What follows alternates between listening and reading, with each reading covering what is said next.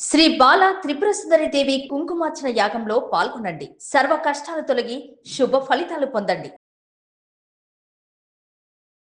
నమస్తే, welcome back to Suman TV. Present మనతో పాటు ఉన్నారు అనలిస్ట్ మందర కృష్ణారెడ్డి గారు. నమస్తే సార్. నమస్తే అమ్మా. Sir, rich dad poor dad రచయిత రాబర్ట్ కియోసకి ఆల్రెడీ మనం ఒక వీడియోలో మాట్లాడుకున్నాం. గతంలో కూడా ఒక ట్వీట్ చేశారు ఆయన. అంటే బంగారం వెండి తగ్గినప్పుడే కొనుక్కోండి, తర్వాత రేపు పెరుగుతుంది మళ్ళీ అని చెప్పేసి అందరూ కొనుక్కోండి అని చెప్పడం ఒక ట్వీట్ చూసాం. మళ్ళీ ఇప్పుడు కొత్తగా ఇంకో ట్వీట్ ఏంటంటే మార్కెట్లో ఒక పెద్ద క్రాష్ రాబోతుంది, పెద్ద బబుల్ రాబోతుంది అని చెప్తున్నారు. ఒకసారి డీటెయిల్ గా వెళ్తే. రాబర్ట్ కియోసకి ప్రపంచంలో ప్రిడిక్షన్, భవిష్యత్తులో జరగబోయేటువంటి విషయాల గురించి, ముఖ్యంగా ఆర్థికమైనటువంటి పరిస్థితుల వివరాల గురించి ఎక్కువగా చెప్పేటువంటి పేరు ప్రఖ్యాతులు ఉన్నటువంటి వ్యక్తి. ఈయన చెప్పే విధానాన్ని బట్టి ఏమిటంటే, ప్రపంచ దేశాలన్నీ తమ తమ సెంట్రల్ బ్యాంక్స్ ఏవైతే ఉంటాయో, ముఖ్యమైన బ్యాంక్స్ అంటే రిజర్వ్ బ్యాంక్ ఆఫ్ ఇండియా లాంటివి ప్రతి దేశానికి ఉంటాయి. వాళ్ళు ఎక్కువగా గోల్డ్ సిల్వర్ కొనిపెట్టుకుంటున్నారు. విపరీతంగా తమ దగ్గర గోల్డ్ సిల్వర్ ఉంది కదా అని చెప్పి నోట్లు ముద్రించేసి మార్కెట్లోకి వదిలేస్తున్నారు. దీనివల్ల ఇన్ఫ్లేషన్ బాగా పెరిగిపోతుంది, ఆర్థిక మాంద్యం వచ్చేస్తుంది, మార్కెట్ కుప్పగూలేటువంటి పరిస్థితులు ఏర్పడతాయి. తద్వారా ఆర్థిక లోటు అనేది బాగా ఎక్కువ ఏర్పడుతుంది. ఒక పెద్ద బబుల్ అనుకోని ఒక అవాంతరం వచ్చి మార్కెట్ అన్ని క్రాష్ అయిపోతాయి. అప్పుడు దేశాలన్నీ కూడా ఆర్థిక స్థితిగతులు మారిపోయి పేదరికంలోకి నెట్టివేయబడేటువంటి ప్రమాదాలు కూడా ఉన్నాయి. కాబట్టి ఇప్పటి నుంచే ఎక్కువగా గోల్డ్ అండ్ సిల్వర్ మీద ఇన్వెస్ట్ చేసి సేఫ్గా ఉండేటువంటి పరిస్థితులకు వెళితే, తర్వాత బిట్ కాయిన్స్ లాంటి వాటి మీద కూడా ఇన్వెస్ట్ చేయమని సలహా ఇస్తున్నారు. దాని గురించి కాంట్రవర్సీ చాలా ఉంది. ఈ బిట్ కాయిన్ అనేది బయట కనబడదు, దాన్ని ఇన్వెస్ట్ చేస్తే ఆ ఇన్వెస్ట్మెంటు అకౌంట్లోకి రాదు, విజిబిలిటీ ఉండదు, మోసాలు ఏమైనా జరిగితే పూర్తిగా ఎగిరిపోయే పరిస్థితి. ఇంత పెరిగిందని చెప్తాడు, ఇంత తగ్గిందని చెప్తాడు, ఇది పోయిందని చెప్తాడు, ఇది వచ్చిందని చెప్తాడు. చివరికి అది మొత్తం వ్యానిష్ అయిపోయినా ఆశ్చర్యపడాల్సిన అవసరం లేదని కొంతమంది ఆర్థిక శాస్త్రవేత్తల యొక్క ఆలోచన. మరి కొంతమంది ఏంటంటే అదే భవిష్యత్తు ఉంది, అది బాగా పెరుగుతుంది, డాలర్ కన్నా కూడా ఎన్నో రేట్లో అది పెరుగుతుంది, కాబట్టి దాంట్లో ఇన్వెస్ట్ చేస్తే మంచిదని కొంతమంది అభిప్రాయం. ఏది ఏమైనప్పటికీ సామాన్యుడికి అందుబాటులో ఉండే విషయం అయితే కాదండి. బాగా లెవెల్లో కొన్ని కోట్ల రూపాయలు సంపాదించిన వ్యక్తులు, పోయినా పర్లేదు అనుకునే వ్యక్తులే దాంట్లో వాళ్ళు ఇన్వెస్ట్ చేస్తున్నారు తప్ప పైసా కూడా పెట్టుకుని ఇన్వెస్ట్ చేసేటువంటి వాళ్ళు ఎవరు కూడా దాంట్లో జోలికి ఇప్పుడు వెళ్ళడానికి ప్రయత్నం అయితే చేయలేదు. సరే, తాను చెప్పేటువంటి విధానాన్ని మొత్తం మనం చూసినట్టయితే భవిష్యత్తులో సేఫ్గా ఉండేటువంటివి రెండే, ఒకటి గోల్డు, రెండు సిల్వరు. వీటి మీద బాండ్స్లో ఇన్వెస్ట్ చేసినా, వీటి కొనిపెట్టుకున్నా ఇది మాత్రం మీకు సేఫ్గా ఉంటుంది. మిగతా ఏది సేఫ్గా ఉండే అవకాశాలు లేవు. మార్కెట్లు క్రాష్ అవుతాయి, విపరీతంగా పడిపోతాయి, తట్టుకోవడం చాలా కష్టమైన పరిస్థితి ఏర్పడుతుంది. కాబట్టి తెలివైన వాళ్ళు ఎవరైతే ఉంటారో వాళ్ళు గోల్డ్ అండ్ సిల్వర్ మీద ఇన్వెస్ట్ చేసుకోండి అని ఆయన ఇచ్చే సలహా. ఇది గోల్డ్ అండ్ సిల్వర్ పెరుగుతుందనే విషయం చాలామంది చెప్పినట్టు మాట వాస్తవమే. కానీ మిగతావన్నీ క్రాష్ అయిపోతాయి, మిగతా అంతా నాశనం అయిపోతాయి అని పూర్తిగా లేదని, ఇప్పుడు ఆల్రెడీ ఆ రంగాల్లో పెట్టుబడి పెట్టిన వాళ్ళందరూ వాటిని వదులుకొని ఎందుకు రమ్మంటే కూడా క్రాష్ ఎప్పుడో చెప్పే క్రాష్ ఇప్పుడే వచ్చే అవకాశాలు ఉంటాయి. కాబట్టి ఆయన ఒక్కడు చెప్పాడనేటువంటి మాటతో మనం ఏకీభవించి ప్రపంచం అంతా కూడా అన్నిటిలో ఉండే పెట్టుబడుల్ని తీసుకొచ్చి బంగారం వెండి మీద పెట్టడం మొదలుపెట్టే పరిస్థితి, అది పూర్తిగా ఎవరు కూడా దానికి అడ్వైజ్ చేసే పరిస్థితి అయితే ప్రస్తుతానికి కాదు. కానీ విజువల్గా చూసినట్టయితే కొంచెం ఆర్థిక శాస్త్రవేత్తలు ప్రపంచంలో ఉండే వాళ్ళందరూ ఎస్ఎస్ చేసేది ఏమిటంటే, భవిష్యత్తులో బంగారం బాగా పెరుగుతుంది, వెండి ఇంకా ఎక్కువ పెరుగుతుంది, కాబట్టి వీటిలో ఇన్వెస్ట్ చేసిన వాళ్ళు సేఫ్గా ఉంటారని మాత్రం చెప్తోంది. బబుల్ వస్తుందా, పెద్ద క్రాష్ వస్తుందా, మొత్తం ప్రపంచమే అలకల్లోలం అయిపోతుందా ఆర్థికమైన పరిస్థితుల్లోకి అనేది తనొక్కడు తప్ప ఇంకెవరు కూడా ఇంతవరకు ప్రిడిక్ట్ చేసినట్టు పరిస్థితులు లేవు. ఎవరు అంచనాలు వేసేవారు చెప్పలేదు ఇంతవరకు.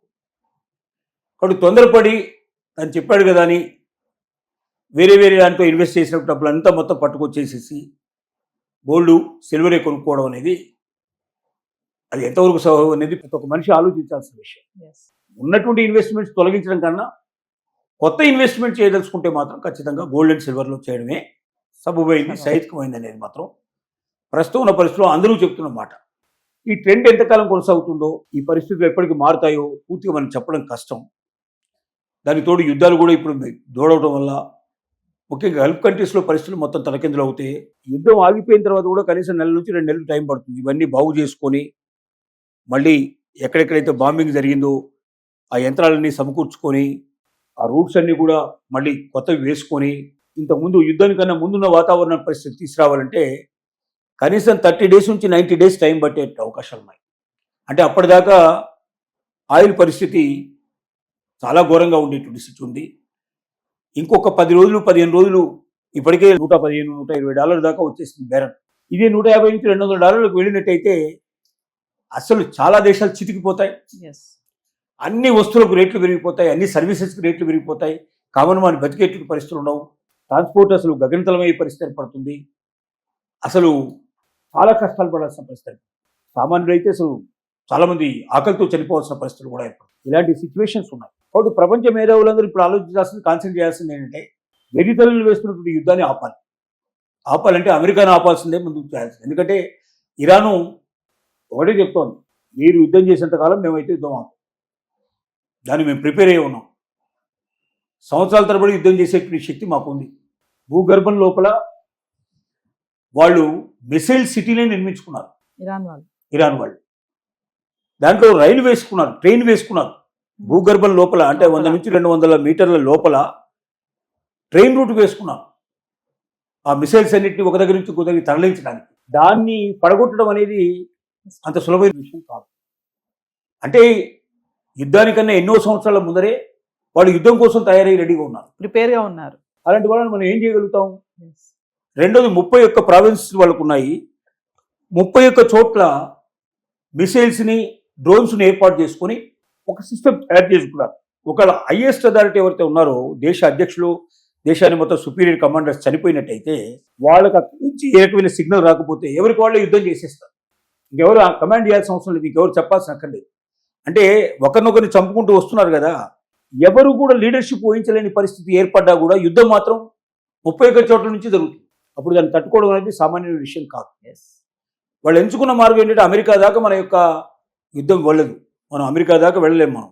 మనకు సంబంధించిన ఇన్ని వేల కిలోమీటర్లు మనకు సంబంధించినటువంటి బాంబింగ్ కానీ మిసైల్స్ కానీ వెళ్ళవు. కాబట్టి అమెరికాకు ఎవరైతే ఎయిర్ స్పేస్ ఇస్తున్నారో, ఇప్పుడు ఎయిర్ బేస్ ఇచ్చి అక్కడి నుంచి యుద్ధం చేసుకోమని చెప్పి వాళ్ళ సైన్యానికి అవకాశం కల్పించారో, ఈ మిడిల్ ఈస్ట్ మీద గల్ఫ్ దేశాన్ని మొత్తం సర్వనాశనం చేసి పారేస్తే మమ్మల్ని ఎలాగో వాళ్ళు నాశనం చేశారు. వాళ్ళకు అవకాశం కల్పించి వాళ్ళతో పొత్తు పెట్టుకున్న వీళ్ళని మనం నాశనం చేసి పారేస్తే ప్రపంచం మొత్తం చమురుకు ప్రాబ్లం ఏర్పడుతుంది. నేను ఒక్కడిని నాశనం కావడం కాదు, నాతో పాటు వీళ్ళు నాశనం కావాలంటే పరిస్థితికి వచ్చాడు. అది జరుగుతోంది ఒకవైపున, ఇంకా రోజు రోజు పెరుగుతోంది. ఇప్పుడు సెకండ్ స్టేజ్కి వచ్చేసింది. అంటే ఈ పరిస్థితుల్లో ప్రపంచం క్రాష్ అవుతుందని, ఇప్పుడు క్రాష్ అవుతుంది, అప్పుడు క్రాష్ అవుతుంది, ఇది జరుగుతుంది మనం చెప్పడం కష్టంతో కూడుకున్న పని. ఏది ఏమైనప్పటికీ గోల్డ్ అండ్ సిల్వర్ మీద ఇన్వెస్ట్ చేయడం మాత్రం మంచిదే. అది మాత్రం ఎవరైనా ఖచ్చితంగా చెప్పగలరు. గతంలో ఇన్వెస్ట్ చేసిన వాటిని అమ్మేసి తెగనమ్మేసుకొని వచ్చేసేసి దీన్ని చేయమని కాకుండా కొత్త ఇన్వెస్ట్మెంట్స్ మాత్రం మీరు చేయమని మనం సలహా ఇవ్వడానికి అవకాశం ఉంది. Thank you.